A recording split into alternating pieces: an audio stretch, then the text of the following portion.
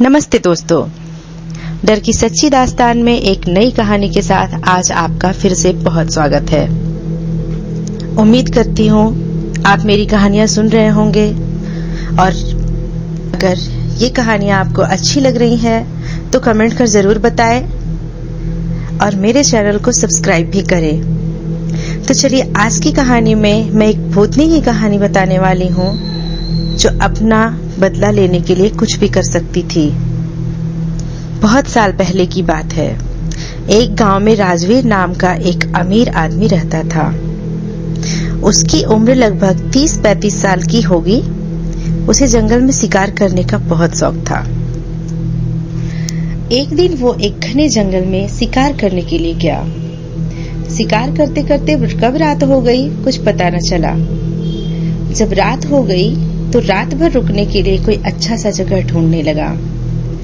उस जंगल के बाहर एक बहुत बड़ा बंगला था और उसमें भी एक शंभू नाम का अमीर आदमी ही रहता था और उसे भी शिकार करने का बहुत शौक था। वह रोज सुबह शिकार पर जाता और शाम को अपने बंगले पर आता, दारू पीता और सो जाता। रोज का इसका यही दिनचर्या था। उस बंगले का रखवाली करने के लिए एक नौकर रखा था जिसका नाम रामू था। रामू अपने परिवार के साथ उसी बंगले में रहता था। उसके परिवार में उसकी पत्नी और एक 16-17 साल की बेटी थी। उसकी पत्नी और बेटी खाना बनाने का काम करती और रामू रखवाली का काम करता था। जब कभी उसके रिश्तेदार वहां रुकने आते तो ये तीनों उन लोगों की बड़ी लगन से सेवा करते थे। शाम का समय था। राजवीर अंदर गया और देखा कि शंभू आराम से बैठकर दारू पी रहा था। वह उसके पास जाकर वहां कुछ दिन रहने की आज्ञा मांगा। शंभू हाँ बोल दिया और फिर दोनों मिलकर दारू पीने लगे। फिर ये दोनों अच्छे दोस्त बन गए और राजवीर कई दिनों तक वहीं पर रहा और ऐसे ही उनकी ऐशो आराम की जिंदगी चलने लगी। रामू की एक 16-17 साल की एक बेटी थी। एक शाम उसका मालिक शंभू और राजवीर शिकार करके दोनों वापस आए और नहा धोकर दारू पीने बैठ गए। पीने के बाद उन दोनों को इतना नशा लग गया कि रामू की बेटी पर उनकी गंदी नजर गई। वे दोनों उसके पास गए और उसके साथ बदतमीजी करने लगे। उसकी बेटी जब डर के मारे रोने चिल्लाने लगी तो अपनी बेटी की आवाज सुनकर रामू और उसकी पत्नी वहां उसको बचाने आए तो शंभू ने उन दोनों को गोली मारकर वहीं पर खत्म कर दिया। उन दोनों ने उसकी बेटी को नोच कर उसे अधमरा बना दिया और अंत में उसको भी गोली मारकर उसकी हत्या कर दी और तीनों के लाश को अपने बंगले के पीछे रातों रात दफना दिया। अगले दिन इस बात कोई किसी को भनक तक नहीं लगी। कुछ दिन बाद शंभू ने एक फिर नया नौकर रखा। उसका नाम नरेश था। नरेश पहले दिन बंगले पर आया और अपने काम में लग गया। किसी को कुछ भी पता नहीं चला कि इस बंगले के पुराने नौकर और उसके परिवार के साथ क्या हुआ और वो कहां चले गए। ऐसे ही कुछ दिन बीतते गए।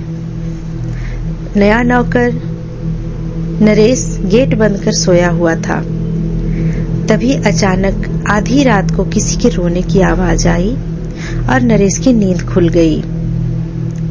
उसने एक हाथ में लाठी और दूसरे हाथ में टॉर्च लिया और गेट के पास जाकर बोला, कौन है वहां?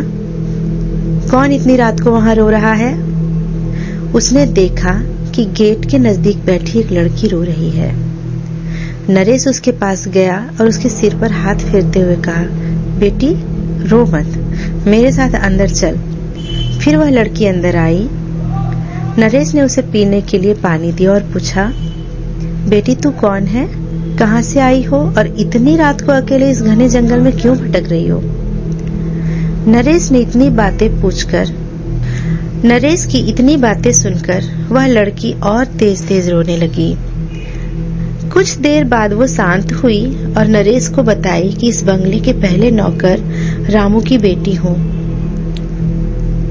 फिर उसने यह भी बताया कि कैसे इस बंगले के मालिक शंभू और राजवीर ने उसके माता पिता और उसे मार डाला और फिर अपनी प्यास बुझाने के लिए मेरे शरीर को नोच नोच कर मुझे भी मार डाला। फिर उन तीनों की लाश इसी बंगले के पीछे दफना दिया। उस लड़की ने ये सारी बातें नरेश को बताई। नरेश डर गया और उसके डर के मारे पसीने निकलने लगे। फिर थोड़ी देर बाद हिम्मत रखते हुए उसने पूछा, ऐसे कैसे हो सकता है? अगर तू मर गई है तो मेरे सामने कैसे बैठी हो? नरेश की यह बात सुनते ही वह लड़की अचानक गायब हो गई और थोड़ी ही देर बाद उसी कमरे के दीवार पर उल्टा लटक गई। नरेश यह सब देखकर पूरी तरह थरथराने लगा। फिर अचानक वह लड़की नरेश के सामने आकर बैठ गई और बोली, चाचा आप डरिए मत, मैं आपके साथ कुछ भी बुरा नहीं करूंगी। उसकी बातें सुनकर नरेश का डर धीरे धीरे शांत हो गया और माथे पर आए पसीने अब वह पोंछ सकता था। फिर उसी रात को उस लड़की ने नरेश को वह जगह दिखाई जहां पर उन तीनों की लाश दफन की गई थी। नरेश ने कुदाल से खोदकर उन तीनों की अस्थियों को निकाला और फिर उस लड़की से वादा किया कि शंभू और राजवीर के खिलाफ कोर्ट जाएंगे और उसे इंसाफ दिलाएंगे। नरेश की बातें सुनकर वह लड़की रोते हुए बोली कि चाचा आपको कुछ नहीं करना है, उस राक्षस से बदला तो मैं लूंगी, बस आप मेरी थोड़ी सी मदद कर दीजिए। फिर क्या, उस लड़की के बताए अनुसार नरेश ने बीमारी का बहाना बनाकर उस बंगले की नौकरी छोड़ दी और उसी लड़की से किए हुए वादे के अनुसार अपने माता पिता की अस्थियों को जला दिया और उन दोनों के नाम पर पूजा पाठ भी करवाया। उन दोनों की मुक्ति हो गई, लेकिन लड़की के कहे अनुसार नरेश ना लड़की की अस्थि को जलाया और ना ही क्रियाकर्म किया, ना ही कोई पूजा पाठ, क्योंकि उस लड़की ने कहा था कि अगर उसके लिए भी पूजा पाठ हो गई तो उसका शरीर, उसकी आत्मा शांत हो जाएगी, दरिंदों से अपना बदला कैसे लेगी।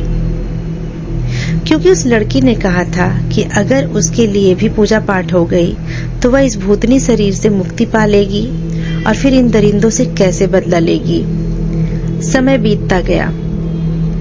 कुछ महीने बाद शंभू ने फिर एक नया नौकर ढूंढने की कोशिश की, लेकिन उस बंगले में कोई दूसरा नौकर आने को तैयार नहीं होता, क्योंकि नरेश दिन रात वहीं घूमता फिरता रहता और नए आने वाले नौकर को बंगले में भूत कहकर भगा देता था।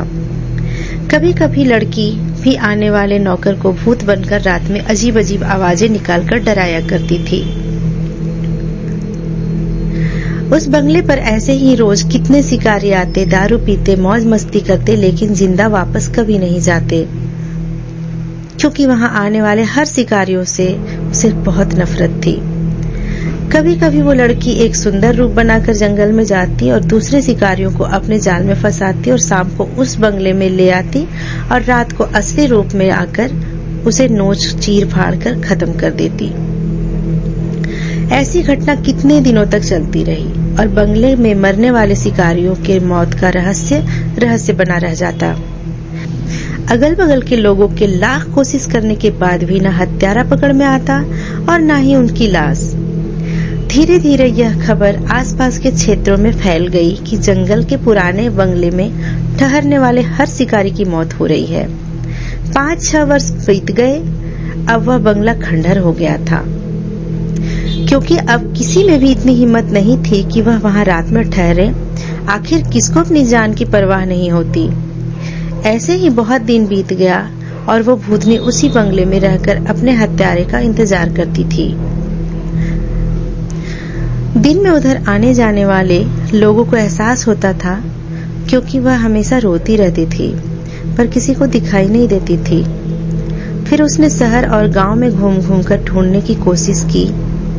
2-4 दिन की मेहनत के बाद एक गांव में अपने दोनों हत्यारे शिकारी को पहचान ली और उसी दिन शाम को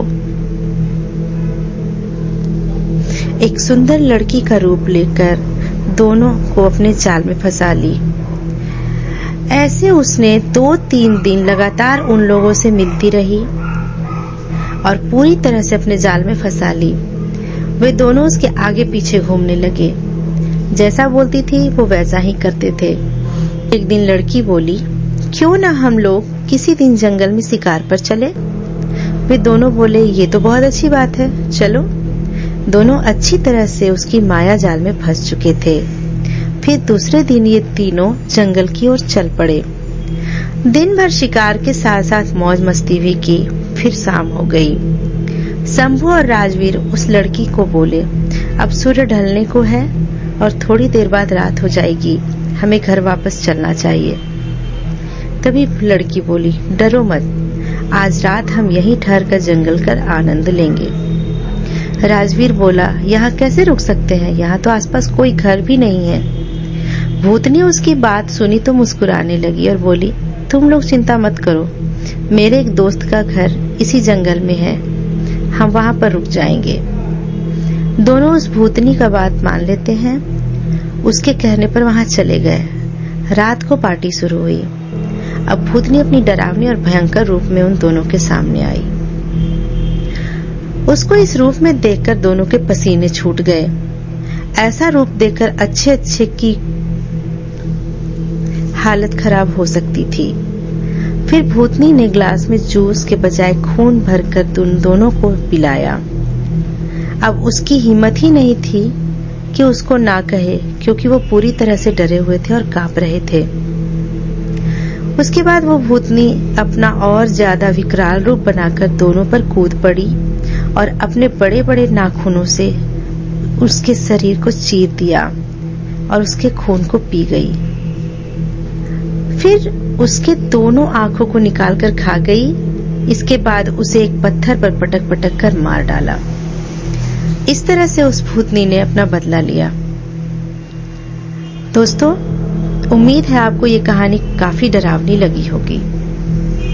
ये कहानी आपको कैसी लगी कमेंट कर जरूर बताएं। फिर मिलते हैं एक नए अंक में एक नई कहानी के साथ। तब तक अपना ध्यान रखें, खुश रहें। धन्यवाद।